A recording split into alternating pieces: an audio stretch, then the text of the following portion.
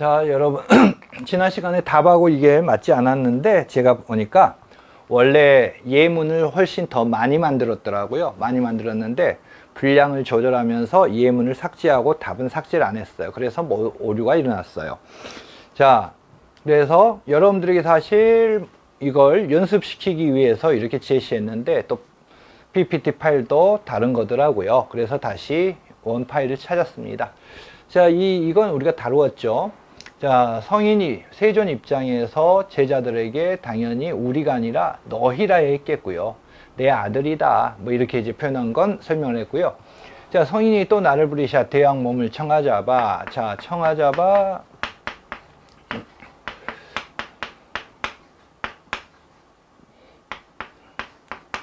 자, 지금 인용자가 사자잖아요. 그러니까 사신의 입장에서는 대왕도 높임의 대상이고 성인도 높임의 대상이에요.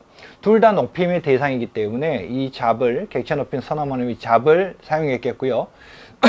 자, 그래서 성인이 이제 나에게 이야기할 때에는 당연히 높임, 객체 높임 선어머님이 삭제가 돼야 되겠죠.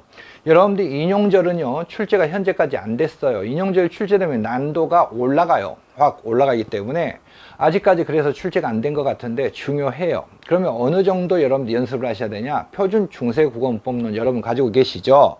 표준 중세국어문법론에서 다루어지는 인용절 그 정도만 연습하시면 확실히 이해만 하신다면 문제를 대하시더라도 그렇게 크게 어렵다는 생각을 안 하실 거예요. 아셨죠? 표준 중세국어문법론의 인용절 정도는 여러분들이 공부를 하셔야 됩니다.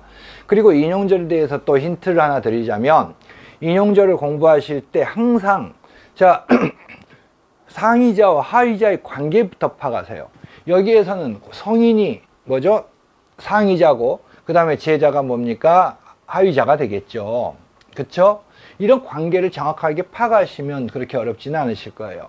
그러니까 이 잡을 이제 삭제해버리면 되죠. 직접 인용해서는. 그 다음 제일 마지막에 유나를 삼자 보리라 라고 돼 있어요. 삼자 보리라. 잡 빼버립시다, 여러분. 빼버리죠. 그러면 청하 하 플러스 아가 지금 남습니다. 그러면 여러분들 현대구에서 하어가 뭐와 어와 결합하면 여로 바뀌어지죠. 여불규칙이 일어납니다. 중세에서는 하가 아와 결합하면 뭐로 바뀌어집니까? 야로 바뀌어집니다. 야불규칙이 이루어지죠. 그래서 청하야가 되겠고, 자, 얘 빼버리면 연철 그대로 삼오리라가 되겠죠. 그쵸? 내 세존께 묻자오 내 이름이 다행가. 근데 나는 세존이 상위자예요. 그러니까 이것도 직접 인용을 바꾼다면, 자, 상대 높임 하쇼셔체 선어말음이 어떤 선어말음이 의문형에 나타나는 상대 높임 하쇼셔체 선어말음이 자 의명 종결음이 이렇게 이제 바뀌어지면 되는 거예요. 아셨죠? 자, 3교시 들어가도록 합시다. 수학부. 다음 자료는 수학부를 지도하기 위해 활용한 자료이다. 보기에 기억과 니은을 장르명을 각각 쓰되 장르명을 쓰시오. 자, 그래서 검은 구름다리조차 끊어져 위태해지고 나서 물결마저 멈춘 고요한 때 이렇게 어둡고 깊은 밤중인데 길거리 흙탕으로 어디를 가느냐. 빨간 실, 초록실, 그리고 파란 실. 그 모든 잡색 실은 왜 쓸까 보냐. 내 마음 내키는 대로 물들 수 있기에 하얗디 하얀 실이 내게는 제일 좋아. 자, 그래서 우리가 이제 학교 교육에서는 소각가사라고 쓰지 않고 고려 소교라고 쓰죠. 일반적으로 학자들은 소각가사라는 용어를 사용합니다만은 김교사는 소각가사와 밀접한 관련을 가지는 수학부를 지도할 때 학생들의 이해를 돕는다고 생각한다. 가는 세상살이가 험해서 당황해하는 형편을 물 건너가는 사람에다 비유해서 노래한 것이고, 나는 정절을 잃지 않으려는 여자의 마음씨를 나타낸다고 하고, 빨강, 파랑 등 색실이 뜻하는 바도 거기에 결부시키고 있다. 수학부는 당시 유행하던 우리말 노래를 당시 유행하던 우리말 노래를 칠원절구의 한시로 옮겨 놓은 것을 뜻한다. 자, 수학부는 한시라도 표현이나 정서는 당연히 우리 문학다운 면모를 갖춰야겠다는 자각이 일어나서 이런 작품의 출연을 보게 되었다. 자, 그래서 자, 서학부는 한마디로 표현은 한자라도 거기에 담겨져 있는 정서, 내용은 뭐죠? 우리 민중들의 정서라는 말이 되겠죠. 자, 이렇게 우리말 노래, 특히 무엇의 진솔한 사연, 여러분들이 민중이라고 쓸 사람도 많겠지만 장르명을 쓰라고 했어요. 그렇기 때문에 장르명을 쓰라고 했는데요. 그러면 뭐죠? 민요가 되겠죠. 이렇게 우리말 노래와 한시가 공존하는 것이 중세 문학의 기본적인 특징이라고 할 수 있다. 고려 후기 신흥사대부는 둘을 서로 접근시키는 방안의 하나로 서학부를 창안했으며, 또 한편은 우리말 노래가 한시와 같은 격조를 갖출 수 있는, 자, 여기에서 이걸 놓치면 안 되죠. 고려 후기입니다. 이 고려 후기에 만들어진 창안된 장르 뭐 생각나십니까? 첫 번째 경기체가 떠오르죠. 두 번째 뭐 떠오릅니까? 시조 떠오르셔야 되죠. 그런데 자, 이 둘 중에서 우리말 노래와 한시와 같은 격조를 갖출 수 있는 그런 뭐죠? 그건 경기체가는 아닐 겁니다. 그쵸? 그럼 당연히 이 부분을 통해서 시조만 여러분들 이끌어내셔야 된다는 말입니다. 그래서 민요와 시조 여러분께서 끌고 나오셔야 되겠죠. 자, 그 다음 두 번째, 다음은 시적 화자의 대상에 대한 정서적 태도 변화를 지도하기 위한 자료이다. 보기에 기억과 니은을 각각 쓰시오. 긴 세월을 오랑캐와의 프롤로그 제시되어 있네요. 그냥 오랑캐와의 싸움에 살았던 우리는 먼 조상들이 너를 불러 오랑캐 꽃이라 했으니 어찌 보면 너의 뒷모양이 머리치를 들이운 오랑캐 뒷머리와도 같은 까닭이라 전한다. 안악도 우두머리도 돌볼 새 없이 갔단다. 도래샘도 띠집도 버리고 강 건너로 쫓겨갔단다. 고려장군이 무지무지 쳐들어와 오랑캐는 가랑잎처럼 굴러갔단다. 구름이 모여 골짝골짝을 구름이 흘러 백년이 몇백 년이 뒤를 이어 흘러갔나. 너는 오랑캐의 피 한 방울 받지 않았건만 오랑캐꽃. 넌 돌가마도 털매트리도 모르는 오랑캐꽃. 자, 두 팔로 햇빛을 막아줄게 울어보렴. 목 놓아 우러나 보렴. 자, 앞부분을 보시면 시적 화자와 대상의 거리가 유지가 되고 있습니다. 그리고 쫓겨갔단다, 뭐 했단다, 뭐 단다. 이 단다는 직접적 화법이 아니라 간접적 화법이죠. 이 간접적 화법에서도 이제 객관적인 거리두기를 파악하실 수 있었겠고, 그런데 여기에서부터 뭐라고 합니까? 시적 화자 나는 너라고 부르잖아요. 자, 거리가 점점점 좁혀지는 거죠. 자, 그래서 거리두기가 좁혀지고, 너는 돌가마도 태련을 매트리도 모르는 오랑캐꽃. 그 두 팔로 햇빛을 막아줄게 울어보렴. 목 놓아 우러나 보렴. 그래서 이 작품은요, 객관적 거리가 유지가 되면서 나중에 이제 그게 무화되고 있습니다. 무화가 된다는 것은 거의 감정이입 또는 공감 또는 투사가 일어난다는 것을 말하는 거죠. 자, 지도 내용입니다. 태도. 화자는 처음에 오랑캐에 대한 객관적 태도를 취하고 있다. 자, 근거가 뭐죠? 오랑캐꽃의 유래를 전하면서 멋멋이라 전한다, 같단다와 같은 뭐죠? 간접 화법을 취하고 있다는 점. 그 다음, 오랑캐꽃의 심정에 무엇하는 화자는 이것도 가로쳐져 있죠. 그의 울음을 자기 것으로 만들며 슬픔을 인정하는 슬픔을 일종의 정화로 승화시키는 것이다. 자, 시적 대상을 너라고 부르면서 화자는 오랑캐꽃에 뭐죠? 감정이입. 그래서 감정이입이라 써도 되고, 투사라, 똑같은 말이죠. 투사라고 써도 되고, 뭐 공감 정도까지 여러분들이 인정이 될 겁니다. 자, 그래서 공감 또는 투사라고 해도 상관없겠죠. 자, 그 다음 우리는 자기소개입니다. 자, 자기소개가 원래 줄줄줄줄줄 이렇게 뭐 청중 분석에 대해서 이야기가 되고 제시되는 게 요즘 트렌드인데, 옛날 스타일로 문제를 만들었어요. 예전 서술형으로. 대신 예전 서술형과 달리 아주 간략하게 줄여버렸죠. 자, 간략하게 줄였는데요. 자, 이런 것도 연습을 좀 하실 필요가 있어요. 그리고 여러분들에게 몇 번 이야기했지만, 기출문제나 뭐 이런 데서 많이 이야기했지만, 청중 분석이 2015 교육과정에 이제 명시적으로 들어갔다는 거죠. 그런데 2015 교육과정의 특징이 뭡니까? 수많은 담화의 유형을 강조한다. 그러니까 청중 분석은 담화에 따라서 다 분석이 달라지겠죠. 그쵸? 청중 분석이 요즘 트렌드로 만든 문제는 또 나중에 대하실 거예요. 어쨌든 기본적인 것만 우리가 살펴보죠. 여러분은 그 장래 희망을 정할 때 가장 중요한 기준을 무엇으로 생각하셨습니까? 돈, 명예, 권력, 능력, 사회적 위치 등 여러 가지를 생각하셨겠지만, 이건 일반적으로 누구나 다 생각하는 거죠. 자, 저는 어릴 때 두 가지였어요. 무조건 꿈이 딱 두 가지였습니다. 화가와 형사. 그과 뭐 관련성이 없어 보이죠. 제가 어릴 때부터 한 건 그림 그리는 것, 국어책 읽는 거였는데, 또 성격상 저는 형사가 되고 싶었어요. 왜? 사회 정의를 위해서. 근데 저 형은 이제 의사가 되고 싶었고, 근데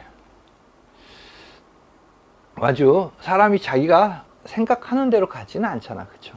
전 국어 선생이 될 거라고 꿈에도 생각을 안 했어요. 자, 근데 그림을 그만두고 이렇게 바뀌어졌는데, 어제 회의를 가면서 홍대 쪽에서 화방에 들려서 오랜만에 화지도 잔뜩 사고, 화지도 사고, 붓도 사고, 저 톰보도 사고. 제가 어릴 때 그림 그릴 때하고 되게 많이 달라졌어요. 저 어릴 때 그림 그릴 때는요, 저희들은 정확하게 8가지 색을 썼어요. 8가지 색으로 모든 색을 다 만들어서 썼거든요. 그걸 섞어가지고. 요즘은 정말 다르더라고요. 요즘 애들의 그림은 모든 색깔 다 나와 있어요. 뭐 24색이 아니라 48색. 저희들은 딱 8가지 색만 쓰면서 모든 것을 다 색을 만들어냈는데, 참, 그러니까 뭐든지 다 변하더라고요. 왜 샀냐? 오랜만에 스트레스 받을 때 스케치라도 하려고 샀어요. 그래서 여러분들도 국어 선생을 지향하는 사람들이 있겠고, 또 국어 선생이 아닌, 원래는 어릴 때 꿈이 아니었는데 바뀌어진 사람도 있겠죠. 그렇죠? 근데 무조건 살다 보니까 안정이라는 이유 하나로 난 국어 사대도 관심이 없고, 뭐 그러다가 굴러다니다가 우리 뭐 교원자격증 온갖 곳에서 팔아쳐먹잖아요. 선생 자체가 사대가 뭔지를 몰라. 사대 선생이 이런 인간들도 많아요. 그러다 보니까 그렇게 바뀐 사람들, 부산에 있는 친구들하고 이야기를 하다 보니까 그 의식 차이가 분명하게 드러난대요. 정말 분명하대요. 그 의식 차이 자체가. 저는 그거 정말 중요하다고 바라보거든요. 의식의 차이를. 다 그런 건 아닌데, 체육과를 평가할 때 극과 극으로 평가해요. 한 50%, 50%를. 근데 우리 쪽도 그런 것 같아요. 국문과를 평가할 때도 체육과 평가하듯이 50대 50. 하여튼 5년 후는 뭐 이제 바뀌어지니까. 네. 부산 장학사 말대로 왜 그렇게 늦게 바뀌어져야 되냐? 그나마 다행이죠. 항상 이야기지만, 왜 예전에 복덕방 쟁이 또는 복덕방 할아버지 이런 부동 이런 데까지도 이제 공인중개사 자격증이 있어야만 되는데, 전문화가 됐다는 거죠. 가르치는 것만 이렇게 개판이야 이거예요. 나중에 사설 교육기관도 또한 절대적으로 교원 자격증 없으면 학원 자체도 못 내지, 내게서는 안 됩니다. 강사들도 절대로 마찬가지고요. 여러분은 장래 희망을 정할 때 돈, 명예, 권력, 능력, 사회적 위치 등 여러 가지를 생각하시겠지만 저는 중요한 것은 다른 사람을 위하는 마음이라고 생각합니다. 자, 여기에서 가요 화자의 발표에서 A에 나타난 청중 분석 전략, 첫 번째 어떻게 하고 있나요, 여러분? 돈, 명예, 권력, 이건 일반적인, 내 앞에 있는 청중들이 생각하는 일반적인 기준이 되겠고, 그런데 나는 일반적인 기준을 가진 이 청중들과 달리 다른 사람을 위하는 마음이라고 생각한다. 이렇게 표현하고 있잖아요. 여기에서 힌트 드린 데서 읽어내셔 보세요. 제가 어떻게 하다가 이런 약간은 구시대적이라 할지도 모르는 생각을 갖게 됐는지 궁금하지 않습니까? 청중들에게 내가 왜 이런 관심을 갖게 됐는지 궁금하지 않느냐? 자, 분석해봐라, 생각해봐라, 어떤 제안을 하고 있는 거죠. 자, 그 다음에 여러분 모두들 노숙자를 적어도 한 번씩이라도 보셨을 겁니다. 노숙자를 보면 어떤 생각이 드십니까? 자, 화자의 발표에 서론에 해당하는 나에 사용된 기법을 제시하고 그 기능의 역할을 서술할 것. 그럼 보통 이럴 경우에 또 의문형 제시 이렇게 쓴 사람들 생각보다 많을 겁니다. 자, 기법을 쓰라 했잖아요. 그쵸? 어떤 생각이 드시나요? 자, 기법을 쓰라 했는데 의문형으로. 그럼 우리 시험이라는 게 참, 자, 채점을 하다 보면 쫙 이제 표본을 뽑아요. 답지를. 자, 수험생들 답지를 표본을 뽑아서, 옛날에는 정답지를 처음부터 만들어 놨어요. 그래서 그거 가지고 무조건 채점 들었는데, 이제는 표본을 뽑아서 오라, 이렇게 이런 답이 나와야 되는데 이 답이 이렇게 많이 썼네, 이 답을 인정할 만하다 라고 생각하면 이제 허용 답안이 되겠죠. 허용 답안까지 이렇게 만들어 낸단 말이에요. 그러니까 예를 들어서 의문형 기법 이렇게 썼어요. 요구하지는, 출제자는 이걸 요구하지 않았지만, 근데 이게 되게 많고 인정하다고 판단이 되면 그게 이제 인정이 되는 거예요. 그쵸? 근데 글쎄요. 자, 기능이나 역할을 자 써라. 자, 어쨌든 간에, 자, 돈, 명예, 권력, 화자는 청중들이 일반적으로 가지고 있는 공통된 기준 또는 생각을 제시하고, 그 다음 자신의 의견을 제시하면서 자기는 이렇다, 자신과 의견이 다른 청중을 구축하는 거죠. 청중. 다른 자신과 의견이 분명히 다를 것이다 라고 생각하는 청중을 이제 분석하는 거죠. 자, 그리고 B 한번 읽어볼까요? 자, 청중에게 자신의 의견에 대해 고려해보고 판단해보라고 제안하면서 흥미와 관심을 유발하는 전략을 사용하고 있죠. 그런데 여기에서는 흥미와 관심을 유발하는 전략 나오니까 이건 사실은 답안에 제시가 되지 않아도 됩니다. 여러분들 계속 답안을 늘리려고 하는데요, 요구되는 것만 쓰면 된다는 말이에요. 옛날 시험과는 지금 달라요. 무슨 말인지 이해되시죠? 자, 그 다음 여러분 모두들 노숙자를 적어도 한 번씩이라도 보셨을 겁니다. 노숙자를 보면 어떤 생각이 드시나요? 자, 화자의 발표에 서론에 해당하는 것 질문 기법이죠. 청중들의 질문을 통해서 자, 뭐죠? 그 기능이나 역할, 질문을 통해서 주제 언급 이전에 청자가 이해하도록 1차적으로 어떻게 생각하는지를 우선적으로 고려하게 하는 겁니다. 또는 기본적으로 질문을 하는 내용은 내가 앞으로 설명한 내용과 관계가 됩니다. 그쵸? 뜬금없는 내용을 질문하지는 않을 것 아닙니까? 그래서 또는 질문을 통해서 청중에게 앞으로 다룰 내용에 대하여 직접 또는 간접적으로 생각하게 유도하는 기법, 또는 생각하게 유도한다. 직간접적으로 이런 내용을 빼도 상관없어요.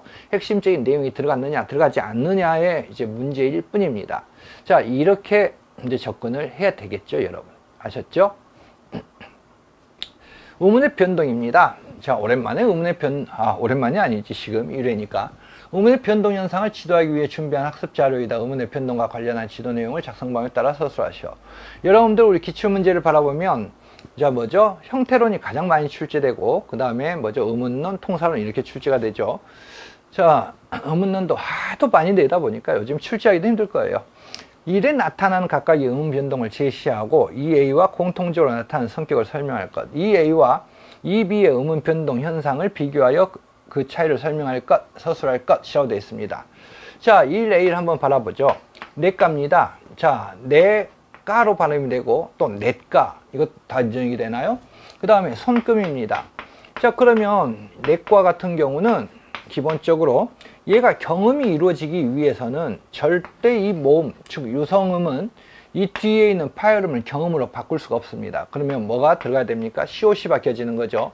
그래서 이 시옷이 바뀌어져서 자, 시옷, 그 다음에 넷가, 그 다음에 이제 뭐죠? 뒤에 있는 이 디귿이 넷가로 바뀌어지는 거죠. 그리고 또 뭡니까? 이 디귿은 삭제가 이루어질 자, 떨어져 나가면 이 첫 번째 나온 넷가가 되겠죠. 손금 같은 경우도 마찬가지입니다. 얘는 표면적으로 나타나지 않지만 시옷이 개입되고 똑같은 과정을 거칩니다. 자, 그래서 여러분들 이것들 1번 바라보시면 지금 이게 잘못되어 있군요. 일에 나타나는 의문 변동과 EA와의 공통적인 성격을 써라. 이렇게 되어 있죠. 여러분 시험지에는. 자, 1A에 나타나는 건 뭐냐? 모두 다 시옷 첨가 현상이다. 자, 1A에 나타나는 것은 1B에 나타나는 건 뭐냐? 모두 다 1A나 1B는 모두 시옷이 첨가되는 현상이다. 시옷 첨가라는 의문 변동이 일어난다는 점에서 공통적이다. 이렇게 읽어내실 수 있겠죠. 또는 뭐 이렇게 적을 수도 있겠어요. 합성이 되는 과정에서 뒤의 자음을 된 소리로 바꿀 수 있고, 또 뒤에 오는 비음에 동화되어 니은으로 바꿀 수 있는 자음 시옷이 첨가되는 것으로 설명된다. 자, 1A에 나타나는 의문 변동은 된소리 대기 또는 경음하이고, 지금 방금 전에 제가 봤던 얘는 공통점이죠. 공통점. 자음 시옷이 첨가되는 것으로 설명된다. 이렇게 적어도 되겠고요. 그러니까 뭐 이렇게 구체적으로 쓰는 사람도 있고 핵심적인 내용만 쓰는 경우도 있겠죠. 자, 그럼 다 똑같은 내용인데요. 그래서 경음하라고 적어도 되고 된소리 대기 현상. 우리가 뭐 보통 학교 문법에서는 된소리 대기 현상이라는 용어를 쓰고, 그건 일반적으로 일반적으로 이제 학자들은 경음하라는 용어를 쓴다는 것도 알고 계실 겁니다. 그쵸? 그래서 이 보충은 방금 전에 그 과정을 보여주고 있는 것이 되겠고요. 자, 1A와 1B는 된소리로 바꾸는 것, 2A는 뭐죠? 비음 앞에서 스스로 비음 동화의 대상이 되는 것. 이 차이점은 여러분께서도 충분히 이해하실 것으로 믿어 의심치 않습니다. 자, 그리고 이제 2번 들어가죠. 2A와 2B의 차이. 자, 냇물입니다. 냇물.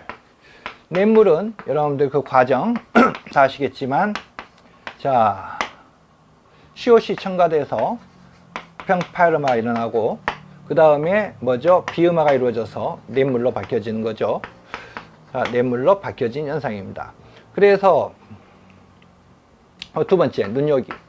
눈요기는요, 눈 플러스 요기, 맨입은요, 맨 플러스 입입니다. 그쵸? 맨 플러스 입.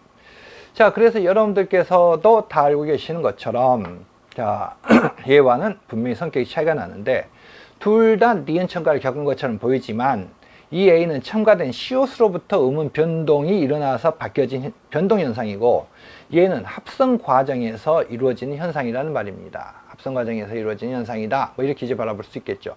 아, 합성이나 파생 과정에서 이루어지는 현상이다. 뭐 이렇게 바라보시면 되겠죠. 얘는 말 그대로 니은 첨가 현상이에요. 두 번째는 뭐 크게 뭐 어려운 건 없죠. 자, 명사절을 아는 문장. 아, 원래는 이 문장이었는데 제가 삭제를 했어요. 삭제를 하고 문제를 바꿨어요. 어려운 문제보다 좀 쉬운 문제를 먼저 대하는 게 좋겠다. 그래서 명사절 아는 문장은 좀 어렵게 문제화가 됐거든요. 그래서 좀 아주 쉽게 쉬운 것을 끌고 왔습니다. 자, 그래서 여러분들이 지금 보시면 인칭 대명사의 단수와 복수 표시를 이해한다 라는 문제입니다. 아, 목표를 하는 수업 자료이다. 작성 방법 서술하시오. 작성 방법부터 바라보는 게 중요하겠죠. 자, 중요한 건 작성 방법부터 언제나 읽으라고 했습니다. 여러분들 시험을 보실 때 지문 던져버리세요. 작성 발문 딱 읽고 방문에다 중요 키워드 체크를 하시고 그 다음 작성 방법에부터 체크를 하세요. 그 다음에 무조건 지문으로 넘어가세요. 지문이나 자료는 가장 뒤에 보는 자료일 뿐이에요, 여러분. 지문이나 자료는 가장 뒤에. 그러면 우리 일기억과 일리은에서 저희의 용법을 설명하고, 일기억과 일리은의 저희 용법이 아니라 지금 시험지를 보시면 일기억에서 일디귿에 저희의 용법을 서술하고, 일기억에 저희가 나타날 수 없는 이유를, 비문인 이유를 설명할 것, 이렇게 돼 있어요. 이 기억과 이 니은에 우리가 어떤 의미로 사용되는지 서술할 것이라고 돼 있어요. 어떤 의미로. 자, 그러면 여러분들이 이거 한번 바라보죠. 우리 지금 7차 이후 7차 개정교육과 7차 교육과정에 의한 교과서에서 처음으로 우리 용법이 교과서 학습활동을 제시됐는데 현재까지는 출제가 좀 맞춰지지 않았어요. 알고 넘어가셔야 되죠. 화자가, 자, 이 관계로 바라보셔야 되겠죠. 화자, 청자, 그 다음에 뭐로 되어 있습니까, 여러분? 자, 그 다음에 제3자 이렇게 되어 있는데요. 우리는 기본적으로 세 가지 용법이 설명이 되어 있습니다. 여러분들 개론서들을 바라보는 세 가지 용법이 설명되어 있는데, 첫 번째 화자 복수를 말할 때 화자가 2명 이상이죠. 또 청자를 포함하는 것. 세 번째는 뭐죠? 제 청자를 포함해서 그 다음에 3자를 포함할 수 있나요? 제3자를? 아닌 것 같은데. 그 다음에 여러분들 또 하나 알아두셔야 될 건 또 있어요. 또 하나 알아둬야 될 게 있는데, 친근한 대상을 표현할 때, 우리 엄마, 우리 아내, 이런 식. 자, 이런 때도 사용이 되죠. 이런 때도 사용이 되고요. 그래서 먼저 한번 볼게요. 수업 끝나고 뭐 할까? 우리 영화 보러 갈까? 어라? 청자, 수업 끝나고 뭐 할까? 우리 영화 보러 갈까? 청자가 들어가네? 청자를 포함하고 있네요. 그죠? 자, 제3자가 나에게 물어보고 있어요. 어디를 가니? 우리 도서관에 가는 중이야. 그러면 지금 우리는 화자복수네요. 수업 끝나고 뭐 할까? 저희 집에 가서 숙제할래? 이건 안 되죠. 그죠? 자, 그래서 우리가 이걸 읽어보도록 합시다. 첫 번째, 일기억은 청자를 포함한 복수 표시고요. 그 다음, 니은은 청자를 배제한 복수네요. 그쵸? 우리 도서관에 가는 중이야. 청자가 배제돼 있어 여기는. 그러니까 이걸 또 화자복수라고 표현해도 됩니다. 화자가 복수, 어쨌든 청자가 배제된. 또 그 다음 수업 끝나고 뭐 할까? 우리 집에 가서 숙제할래? 우리 집. 그럼 지금 청자를 포함하는 게 아니잖아, 그죠? 뭐죠? 화자만을 가리키는데도 지금 사용이 되고 있어요. 화자만을 가리키는데도. 우리 집에 같이 숙제할래? 이 화자만을 가리키는 단수형법은 제가 제일 나중에 말한 거예요. 어떤 친근한 대상을 나타낼 때, 그때 우리가 사용이 된다는 것. 아셨죠? 자, 그래서 그것까지 여러분께서 알아두실 필요가 있겠어요. 청자를 포함한 때. 아셨죠? 저희 집에 가서 이렇게 쓰진 않는단 말이에요. 그리고 자, 이제 두 번째 들어가도록 하죠. 두 번째 들어가면 우리 누나는 정말 예쁜 것 같아. 우리 동네 정말 깨끗해. 제가 제일 마지막에 설명했던 거예요, 여러분. 근데 지금 답지가 잘못됐네. 이 기억, 이 니은 이렇게 돼야 되는데, 우리 누나는 한 개인의 소유나 소속 관계고요. 제가 아까 말했던 어떤 친근한 관계를 표시할 때 이랬는데 이걸 더 구체적으로 이야기를 하는 거죠. 지금 우리 동네는, 그럼 이 니은은 뭐죠? 한 가족이나 구성원의 공동 소유로 인식이 될 때 사용되는 거예요. 이 두 개의 차이점. 그래서 여러분들 지금 표준국어 대사전이나 개론서에 설명한 것을 좀 더 구체적으로 제시하고 있는 거예요. 구체적으로 제시하고 있는 내용 아셨죠? 자, 6번 문학의 주체적 수용을 목적으로 지도하려고 한다. 자, 문학의 주체적 수용. 그래서 가와 나를 비교하고 있는데 가는 송민곡이고요. 나는 규원가예요. 그래서 가는 기억은 화자의 정서 비교고요. 두 번째 태도 비교고요. 세 번째 소재 비교예요. 자, 그럼 우리가 공통적으로 나타나는 내용까지 읽어보죠. 화자의 정서, 가와 나에서는 이별의 상황을 화자 자신으로 돌리는 태도가 나타난다. 공통적인 내용이죠. 자, 유배 가사의 일종인 가에서는 일관되게 나타나며 나에서는 임에 대한 원망과 교차되어 나타난다. 자, 그 태도는, 자, 가에서는, 자, 태도 쓰라고 했는데요. 태도는 임에게 버림받았음에도 불구하고 여전히 임을 그리워하는 연정이 나타난다 돼 있어요. 자, 이 부분을 통해서 읽어내야 되는데 먼저 답을 제가 먼저 제시해 버렸네요. 님다이 소식을 아무려나 아자니, 님의 소식을 알자고 하는데 오늘도 거이로다. 내일이나 사람 올까? 자, 뭐죠?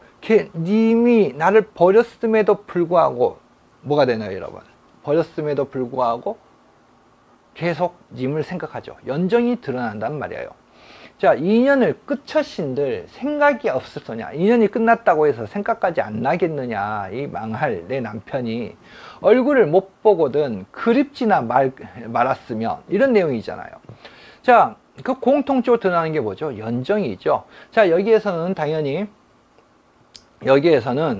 자, 이 임금에 대한 연정, 여기는 임에 대한 자기를 버리고 떠난 바람꾼, 바람비는 남편에 대한 어떤 생각. 자, 그래서 임에게 버림받았음에도 불구하고, 자, 여전히 임을 그리워하는 연정이 나타난다는 점에서 공통적인 내용을 여러분께서 읽어내셔야 되겠죠. 공통적인 분모가 나타난다. 자, 그 다음에 소재를 비교해보죠. 정성이 지극하여 꿈에서나마 님을 보는데 옷 같은 얼굴이 반이나마 늙었어라. 마음에 먹은 말씀 실컷 사례자고 하니, 사례고자 하니 눈물이 바로 나니 말인들 어이할 것이며 정을 못다 하여 목이 참 매여하니 오던된 방정맞은, 이 방정맞은 뭐예요? 닭게자죠. 여러분들 좋아하시는 닭게. 이 망할 방정맞은 닭울음 소리 때문에 꿈에서 내가 원하던, 현실에서는 만나지 못하고 꿈에서 만나고 있는데 이 방정맞은, 자, 닭의 울음소리에 잠은 어찌 깨닫던 거. 자, 차라리 잠을 들어 꿈에나마 보려고 하니 바람에 지난 입과 풀숲에 우는 짐승, 무슨 일 원수로서 잠조차 깨어나다. 바람에 스치는 입소리, 풀속에 우는 짐승 소리. 자, 임을 만나려는 소망이 공통적이잖아요. 다 뭐죠? 꿈, 그쵸? 그래서 꿈에서 님을 만나려는 소망이 나타난다는 점도 공통적이고, 그 다음 그것을 방해하는 장애가 나타나죠. 방해물이. 여기에선 개성이고, 여기에서는 뭐죠? 바람에 지는 잎과 풀 속에 우는 짐승이 무슨 원수로서 잠조차 깨우느냐, 이렇게 되어 있습니다. 자, 그래서 이것을 여러분께서 읽어내셨을 것으로 믿어 심지 않습니다. 자, 그 다음 두 번째 조건인데요. 이 차이죠. 가를 먼저 제시했어요. 그러면 비교해서 쓰라는 거죠. 자, 가는 유배를 당한 남자입니다. 남성 작가가 여성 화자로 바꾸어서 여성적 어조로 노래를 합니다. 님에 대한 연모를. 그래서 영군 지정의 주제를 간접적으로 형상화하고 있죠. 그런데 규원가는 실제 장르가 뭡니까? 수필 장르입니다. 현대 우리 수필에 해당하는 장르죠. 실제 작가가 여성이고요. 그 다음 그래서 여성 화자로 설정이 되고요. 그 다음 뭐죠? 님에 대한 원망, 현실의 모순, 불만 등의 자기 자신의 생각과 경험 직접적으로 전달하고 있죠. 자, 그래서 오라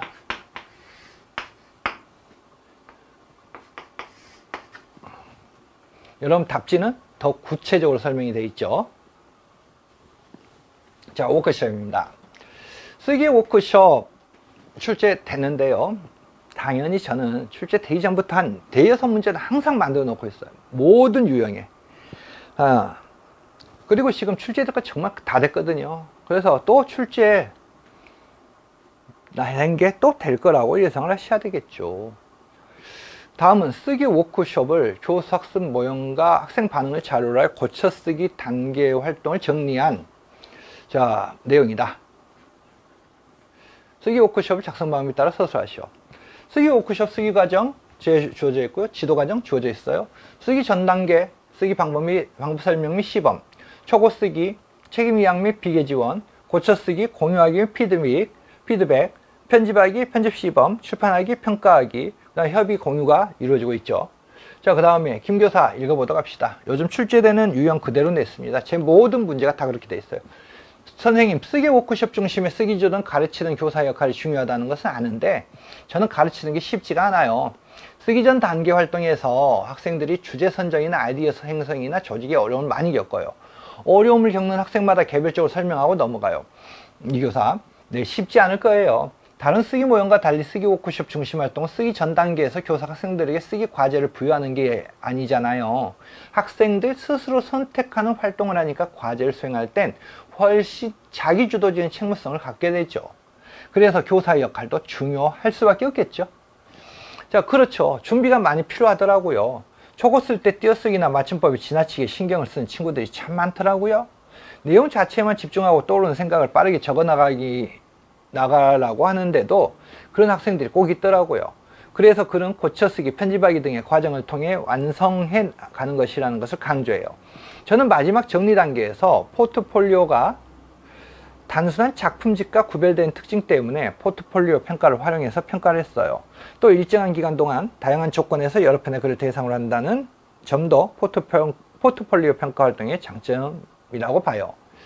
기억에 쓰기 전 단계 활동에서 다뤄야 할 내용과 교사의 지도 방법을 서술할 것, 니은의 자기 주도적 활동이 학습자에게 미치는 효과와 포트폴리오와 기존 평가와 다른 차이를 이것을 고려하여 서술할 것. 여러분들이 출제되는 이 틀은 출제되는 형태예요. 출제는 형태인데 난도가 살짝 더 올려놨어요. 자, 이건 그래서 여러분들이 이걸 공부를 하셔야 될 거예요. 쓰기 전 단계 활동에서 지도해야 될 교사의 지도 방법, 내용과 지도 방법. 자, 뭡니까 여러분? 학습자 스스로 쓸, 이게 또 뭐가 잘못됐냐? 이게 니은의 자기 주도적 활동이 학습자에 미치는 효과, 자기 주도적. 그 다음에 포트폴리오가 기존 평가와 다른 점. 기억, 니은, 디을로 제시해야 되는데 그게 제시가 안 되니까 이렇게 돼 있네요. 자, 그래서 여러분들 지금 시험지하고 이 PPT하고 좀 차이가 나는데요. 쓰기 전 단계와 활동에서 다뤄야 할 내용, 교사의 지도 방법 이렇게 끊고요. 이게 1번, 2번이에요. 그 다음에 자기주도적 학습이 학습자에게 미치는 효과, 포트폴리오와 기존 평가가 다른 점. 자, 이렇게 끊고요. 이렇게 보시면 이제 이해하실 거예요. 자, 그래서 학습자 스스로 쓸 글의 주제나 방향을 결정하는 단계가 되겠죠. 뭐죠? 쓰기 전 단계는 말입니다. 학습자 스스로 쓸 글의 주제나 방향을 결정하는 단계. 이걸 다시 한번 바라보도록 합시다, 여러분. 자, 이 부분에 힌트가 주어져 있어요, 여러분. 다른 쓰기 모형과 달리 쓰기 워크숍 중심 활동은 쓰기 전 단계에서 교사가 학생들에게 쓰기 과제를 부여하는 게 아니잖아요. 학생들 스스로 선택하는 활동을 하니까 과제를 수행할 때 자기 주도적 책무성을 갖게 돼요 라고 돼 있죠. 그러니까 쓰기 전 단계의 활동에서 다뤄야 될 내용, 자, 학습자 스스로 뭐죠? 주제나 과제, 뭐 방향 등을 결정하는 단계라는 거예요. 무슨 말인지 이해되십니까? 그 다음 교사는 그럼 뭐 해야 되냐? 교사는 간단한 미니 레슨 형식으로 작업에 필요한 방법을 명시적으로 설명하거나 시범 보기를 통해서 비교를 제공해 주는 것. 자, 그래서 이 교사의 지도 방법 또한 여러분들 사실 아까 이 자료에서 좀 더 구체적으로 읽어낼 수가 있어요. 쓰기 전 단계 설명 및 시범 했으니까 이 내용을 끌고 여기에다 살을 붙이면 여러분들이 요구하는 내용이 되죠. 자, 지금 그래서 여러분들 우리 기출문제를 보면 정말 진짜 문제를 못 내도 이렇게까지 정말 심각하게 못 내냐 하는 문제들이 있는데 지금 여러분 보시는 이게 딱 그 수준이에요. 이게 자료에서 너무나 구체적으로 이끌어낼 수 있는, 근데 생각보다 그런 문제가 종종 출제가 된다는 거죠. 그래서 항상 자료 읽기의 중요성 여러분들 놓쳐서는 안 돼요. 이게 뭐야? 어렵다? 아니요, 자료를 보세요, 언제나. 그리고 이런 문제는 제가 기출문제 수업을 하면서 되게 공격적으로 비난하는 문제에 해당이 돼요, 사실은. 근데 생각보다 많이 출제되죠. 제가 흥분을 많이 하는 걸 본 사람들 아실 건데요. 자료에 너무나 심하게 주어져 있는 경우가 있어요. 그래서 이런 거. 그 다음 자기 주도적 활동이 학습자에게 미치는 효과, 그 다음 포트폴리오가 기존 평가와 다른 차이를 디귿을 고려해서 포트폴리오가 단순한 작품 처리가 구별되는 특징 때문에 포트폴리오 평가를 활용해서 평가를 했어요. 또 일정한 기간 동안 다양한 조건을 여러 편의 글을 대상으로 한다는 점 등. 자, 그래서 세 번째가 뭡니까? 세 번째가 뭔가요? 다시 자기주도적 학습 활동이 어떤 역할을 하냐. 자, 여러분 이 두 번째 조건을 낸 이유는요, 이것 때문이에요.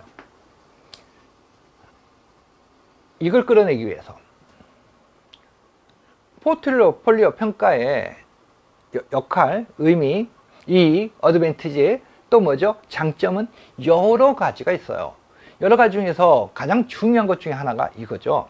학생 스스로 작품을 선정하고 포트폴리오를 조직하는 과정을 통해서 자기 평가적인 반성을 할 수 있다는 것.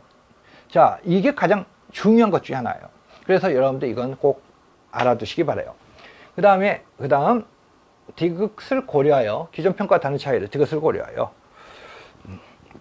자, 이 부분에 여러분 초점을 둬야 되겠죠. 이 부분, 디귿은 이 부분이에요. 이 부분. 일정한 기간 동안 다양한 조건에서 여러 편의 글을 대상으로 한다는 점. 자, 뭡니까? 학습자의 변화, 발달 과정을 파악할 수 있다는 점이에요. 그러니까 학습자의 발달적 수행을 평가할 수 있다 했는데, 뭐 저렇게 꼭 똑같이 쓰는 게 아니라 방금 전에 그 뭐죠? 특징. 학습자의 발달 과정과 변화 과정을 파악할 수 있다는 점. 이 관점만 여러분들이 유지가 되면 되겠죠. 이해가 되십니까? 자, 그리고 제가 기출문제를 할 때 여러분들에게 분명히 말씀을 드렸어요. 보통 어떤 평가의 장점을 뭐 서술할 것 이런 식으로 출제가 되잖아요. 그럼 그 평가의 장점은 한 개, 두 개가 아니에요, 사실. 한 개, 두 개, 세 개, 네 개가 아니라 여러 가지가 있는데, 그래서 수험생들은 머릿속에 암기되어 있는 것들을 그대로 써버려요. 막 줄줄줄줄줄줄. 여러분, 제가 다시 한번 이야기해 드려요. 예를 들어서 장점을 두 가지 제시할 것. 근데 내가 공부한 게 두 가지가 아니라는 말이죠. 이 답은 여러분들이 외운 것 중에서 두 가지만 쓰라는 게 아니에요. 머릿속에 있는 것에 두 가지만 무조건 쓰면 되겠지. 그러니까 혹시 모르니까 더 쓰자. 자, 여기에서 제가 여러분들에게 꼭 알아야 될 안내를 해 드릴게요. 제가 노량진의 강사들한테 돌아다니는 답안에 기출문제 옛날 답안들 돌아다녔잖아요. 지금은 이제 없지만. 근데 그 답안에 거의 90% 이상은 저한테 나간 거예요. 제가 이제 학생들이 나눠주면 이제 강사 걔네들한테 비전공자 애들한테도 들어가죠. 강사들한테도. 자, 근데 그러면 어떻게 제가 뭐 침투를 했겠냐? 출제 채점을 누가 합니까? 교사들이 채점을 해요. 교사들이 채점을 하면, 그러니까 이제 아시겠죠? 그래서 교사들이 채점을 하죠. 그래서 아마 제 그 참고 서재가 두 개인데 그냥 하나는 참고처럼 어마어마하게 쌓여져 있어요. 그거 다 뒤져보면 그 옛날에 그 자료들이 손으로 그냥 채점 기준 다 써왔던 자료들이 있을 거야 아마. 근데 옛날 거, 아주 옛날. 근데 여러분들 이거 꼭 알아두셨으면 해요. 장점을 두 가지 써라. 근데 정말 어떤 거든지 장점이 두 가지밖에 없지는 않아요. 그럼 머릿속에 내가 공부하면서 다 외워뒀어요. 그걸 다 쓰냐? 아니에요, 여러분. 이 장점은요, 지문과 관련돼 있어요. 무조건 지문이에요. 생각하고 말고 할 필요 없어요. 무조건 지문을 통해서. 그러니까 이 장점 중에서 이 지문과 관련된 것만 끄집어내야 되겠죠. 근데 자신이 없어. 지문 분석 능력이 떨어져요, 여러분. 지문 분석력이 떨어지면 사람들 생각보다 되게 막 열심히 자기 딴 했다 장수하는 친구들일수록 잔뜩 씁니다. 자, 제가 하나 분명히 이걸 여러분에게 주의해야 될 걸 이야기한다 했어요. 제가 채점자예요. 이건 채점하는 친구들이 저한테 그대로 이야기해 준 거예요. 그걸 여러분들이 그대로 시범 보여드리는 거예요. 장점 두 가지 써라. 그러면 답지 주어져 있죠. 채점 기준 가지고 채점하죠. 5개를 썼다고 해요. 끝. 무엇을 말하는지 아시겠죠? 5개를 썼어요, 수험생은. 근데 전 채점자예요. 이거 맞았네. 이거 두 번째 거 이거 틀렸네. 끝. 아시겠어요? 많이 쓰는 게 중요한 게 아니에요, 여러분. 잔뜩 쓰는 게 중요한 게 아니에요. 그 중에서 가장 여러 가지 쓰려고 한다면 차라리 가장 그래도 정답일 가능성이 높다고 자기가 판단하는 걸 제일 위로 올리란 말이에요. 좋은 거 하나 가르쳐줬어요, 여러분에게. 그래서요, 여러분, 밑줄 긋고 공부만 한다 해가지고 무조건 되는 게 아니에요. 답안 쓰는 것도 연습해야 되고, 그 다음에 출제에 피점을 어떻게 하는지 그런 원리까지도 사실은 기본적으로 알면 확 올라가요, 여러분. 확 도움돼요. 점수가 어쨌든 올라간단 말이에요. 아시겠습니까? 제발 구질구질하게 답안 질질질질질 끌지 좀 마세요. 그거 여러분들 도움 안 돼요. 그럼 여러분 생각해 보세요. 이렇게 채점을 한다면 만약 이게 다 틀렸어요, 앞에다가. 그래서 이거 틀렸고 이거 틀렸는데 제일 끄트머리가 맞았어. 이거 맞았네, 이렇게 인정해 주는 게 타당하다고 생각하세요? 채점에서 이게 타당할까요? 그럼 이런 식이면 대한민국 수험생 모두 다 그냥 꽉꽉 깜지를 써야지, 쓰다 보면 어떤 게 허든지 하나는 맞겠다, 이게 안 된다는 말이에요. 이런 식의 사고, 이런 식의 채점은요 있을 수가 없어요. 그럼 무조건 다 써, 그냥 생각나는 대로. 근데 이거 앞에는 다 틀렸는데 뒤에 부분 하나 맞았다고 해줄까요? 이건 채점에서 공정하지 않아요, 여러분. 이제 뭔지 아시겠죠? 여러분들 그래서 많이 잔뜩 쓰지 마세요. 아셨죠? 자, 8번 문제입니다. 보조사의 자격력이에요, 여러분. 난이도를 낮추어서 내면 보조사 은는 도까지 마저 얘의 의미를 물어보는 문제를 내고요. 이제 보조사에서 난이도를 올리면은 이런 수준까지 올려요. 자, 그래서 보조사가 만약 출제가 된다. 제가 7차 교육과정이 처음으로 은는이 나왔거든요. 은는이 그래서 계속 1년을 주기로, 1년 쉬고 또 나오고 해서 은는이 2번 출제됐어요. 그런데 협수보조사, 통용보조사 여러분들 아시겠지만, 자, 어쨌든 간에 은는, 거기까지 설명할 필요 없고, 은는 도까지 마저 조차의 기능, 의미는 분명하게 여러분들 알아두셔야 되거든요. 도까지 마저 조차, 그 다음에 여러분들 뭐까지 알아두셔야 되냐면 니야말로 이나마, 여기까지. 여기까지는 최소한 어떤 의미를 가지고 있는지. 보조사는 왜 의미냐? 의미 기능에 초점을 두냐? 보조사의 개념을 보시면 아시잖아요. 보조사의 개념 뭡니까? 특별한 의미를 더해주는 조사예요. 그러니까 보조사는 의미 기능을 분명히 알고 계셔야 돼요. 그래서 이 보조사는요, 출제가 될 때 어떤 관점을 건들 것인지를 설명을 할게요. 이 문제를 넘어서서 쉬는 시간 갖도록 하죠.